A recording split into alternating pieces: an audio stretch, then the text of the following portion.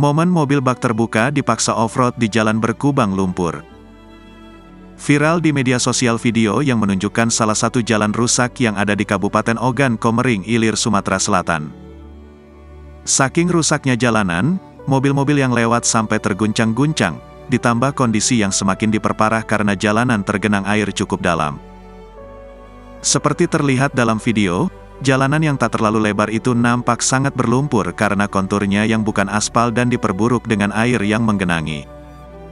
Mobil-mobil bak terbuka yang melintas pun terguncang sana-sini, bahkan sampai tenggelam, dan sedikit kesulitan melintas karena ban mobilnya terselip karena melintas di jalan berlumpur.